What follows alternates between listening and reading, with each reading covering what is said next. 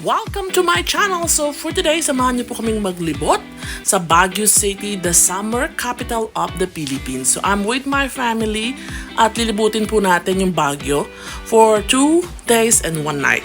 So let's start. Una po namin pinuntahan is the Lion's Head. Today is Sunday, so maraming pong tao, but still nakapag-take po kami ng pictures. That's how it looked like. And then after that, we'll be visiting one of the famous attraction here in Baguio. Bago po siya, Igorot Stone Kingdom. Ayan po ang kanyang itsura. Meron po siyang entrance fee na 100 for adult and 80 pesos for kids. So let me show you around. So pataas po siya. So puro siya akyat. May mga hagdan, medyo matitirik. So I don't advise people na naghihirapan ng umakyat at mga bata na medyo malikot. So medyo alalayan na lang po pag may kasama kayo mga senior na hirap ng umakyat at maglakad-lakad. At puro akyat po to at lakad. But maganda po siya. Para kang nasa ibang bansa. Para kang nasa Great Wall of China. Ayan, talagang pinag-isipan. At maganda po yung pagkakagawa niya. I think meron pa silang mga area na ginagawa para siguro ma-enhance pa, mas mapaganda pa yung lugar. Ayan, makikita nyo, meron po silang horse na pwedeng sakyan, magka-picture. Meron tayong mga photographer na available na picturean kayo. So this is how it look like. Ayan, maganda po siya. Maganda mag-pictorial, mag-picture-picture, di ba? Kaso nga lang, huwag nyo pong taunin na kamukha ngayon Sunday or Saturday siguro, maraming pong tao. So medyo hirap kayong mag-take ng picture at marami pong mga taong nagtitake din ng kanilang picture siyempre. So that's how it look like. Ayan, akyat po tayo. So hindi ko na po akitin yung pinakatuktok, but I will go a little bit higher para makita nyo po yung itsura niya sa taas. So that's my whole family. Yung iba po hindi na sumama na iwan sakyan. My grandma, yung tito ko, yung anak ko, tsaka yung asawa ko na iwan na kasi nga medyo stiff siya. So, kapabuhat yung anak ko, delikado. So, this is how it look like sa taas. Ayan po siya. Diba? Parang wala ka sa Pilipinas. Maganda siya talaga. So, I recommend this place. Visit this place if you will go here in Baguio City. Maganda po siya. At marami pa naman pong pwedeng puntahan dito sa Baguio City. But our time is limited. So, pinuntahan lang po namin yung ibang mga pwedeng puntahan. After that one, of course, di ako magpapakabog. Aura. Dibe? So this is the house. We will be staying in this house for a night. So binirentahan po ito ng sister ko. Ayan, siya po nakita online. Airbnb. So this is for 15,000. The whole house na po siya. Depende po ata kung gaano kayo karami. So kami medyo marami kami. So 15,000 po yung binayaran ng tita ko. So let's go inside and check. So nasa loob na po kami kaya medyo makalat na po. So this is how it look like. Nasa taas po yung mga rooms. Sa ilalim, ayan, pwede po kayo dito maglaro yung mga bata. And then, meron po silang comfort room dito.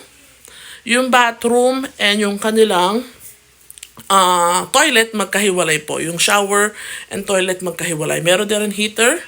Yung kailangan nyo, shampoo, conditioner, body wash, available na rin po.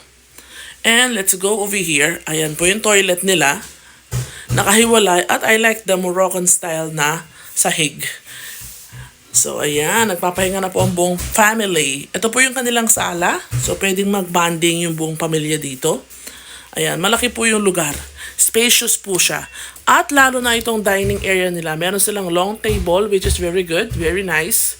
And ito po yung kusina. Nandiyan na lahat ng kailangan nyo. Wala na kayong bibit-bitin. Yun na lang pong lulutuin ang kailangan nyo dalhin kasi available na po lahat. Ayan po siya. So let's go to the second floor kung nasaan po yung mga rooms. So meron po silang 4 na kwarto. Isang medyo maliit at 3 malalaki. So akyat lang po tayo sa taas. Pag akyat nyo, ang unang-una nyo pong makikita rito is, ayan. Turn right, makikita nyo po yung malaki nilang salamin. I'm sorry, haggard na. Ayan na, di ba? So, unang kwarto nila na maliit, ito po, dito kami mag-stay na mister ko at yung aking anak. Dito kami 3, may 2 bed. And then, meron siyang electric fan, lalagyan ng gamit. At, ayan, may bintana. So, malamig po siya pag madaling araw talaga at gabi. At meron pong isang CR din sa taas. Meron toilet. And then, meron din silang shower room dito na hiwalay. So, pag may gustong umihi, may gustong maligo, pwede po kasi magkahiwalay sila. Ayan, same sa baba, meron din pong heater. And then meron na rin shampoo, conditioner, body wash. That's my sister. So let's go to the next one. Meron din po silang sala dito. Ayan, pwedeng mag-bonding din dyan. So this one, meron dalawang bed. Ayan, and then meron pull-out bed na para maging tatlo siya, mas marami makahiga.